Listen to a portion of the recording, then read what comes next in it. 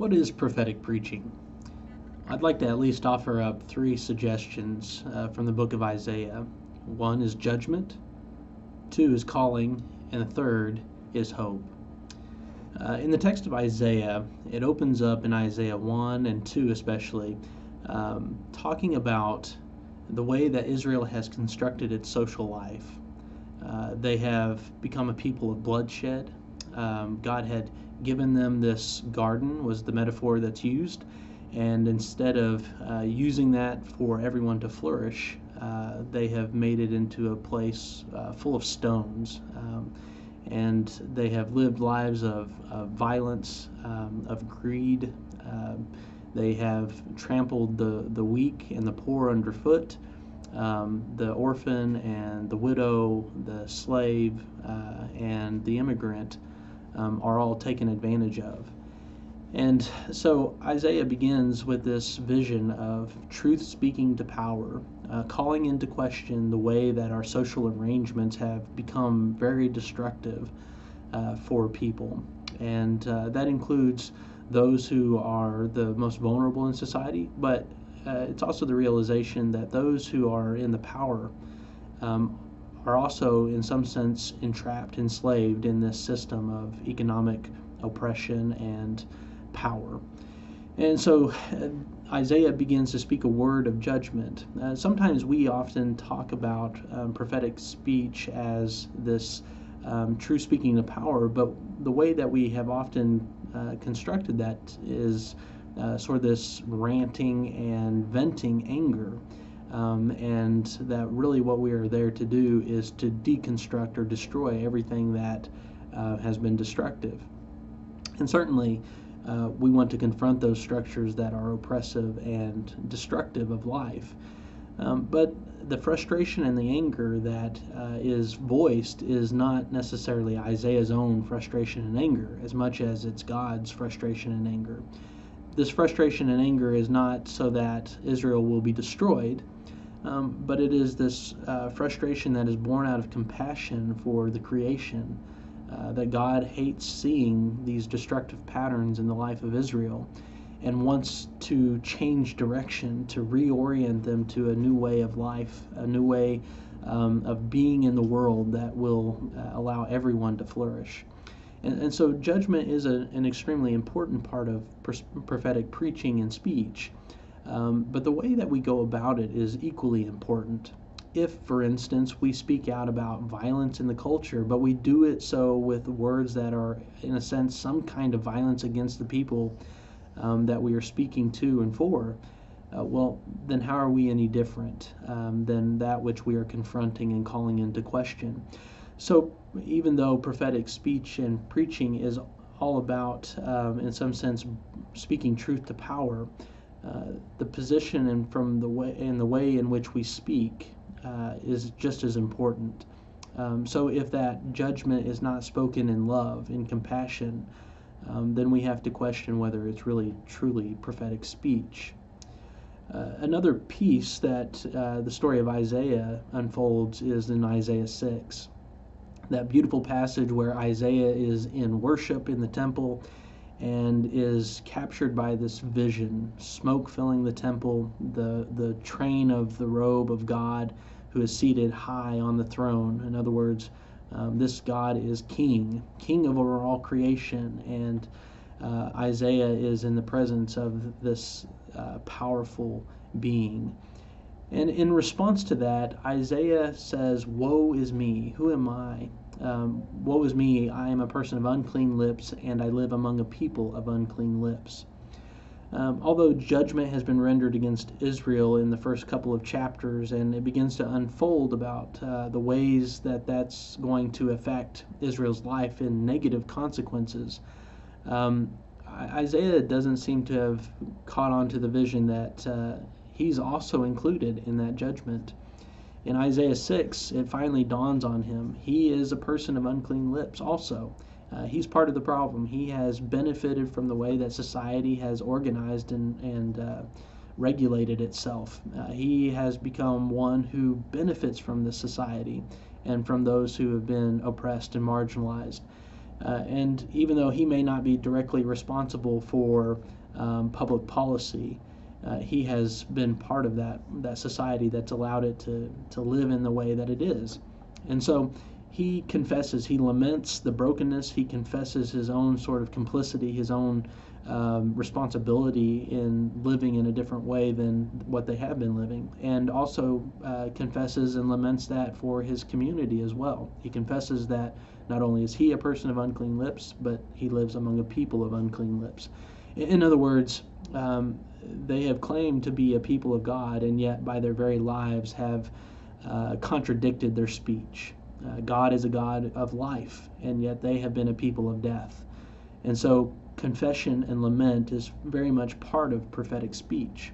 It's about helping people and ourselves to recognize the ways that we have been complicit in the destructive patterns and practices of our cultures and societies, our communities and our families.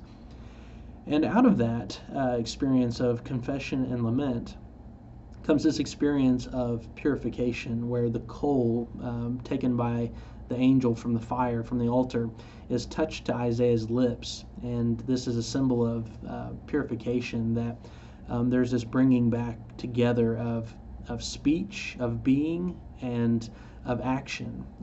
That in the confession of Isaiah, his words begin to match his life, and vice versa. And so God asked this question: who will we send?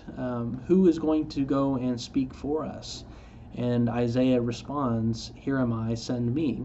And prophetic speech comes out of this deep sense of being called to speak into the culture, to speak into the lives of our people in a way that is a truthful speech that calls into question the ways that we have often organized our lives, that have been destructive of our own lives, but also destructive of the people that are around us. And so Isaiah responds, "Here am I, send me." And God says, "Go." So out of this call, God has sent Isaiah, equipped Isaiah, and sent Isaiah out to then proclaim this new way of life for God's people. So that by the time you get to Isaiah 11, you have moved from judgment to call and to hope. Judgment is not the only word that God offers in this moment through Isaiah, but it is also an imaginative, creative, poetic word of what God's future is going to entail. Now we don't have, everything lined out as to what that will look like, but there is poetic hints at this mystery, and you see it in Isaiah 11 quite clearly. Isaiah talks about this future where the lion and the lamb will lay down together in peace. The child will stick its hand in an adder's nest and not be bitten. Swords and spears will be turned into plows and pruning hooks. And so in this vision of this creation that looks very different than what we're used to, where the powerful and the vulnerable are gathered together in a place where the powerful are not consuming the vulnerable, but instead are living together in some kind of harmony without erasing the sort of diversity that is present. And the war tools that we have used to destroy each other will be discarded, and instead they will be reshaped and refashioned to be tools used for cultivating creation. In other words, for producing and enhancing life rather than producing death in creation.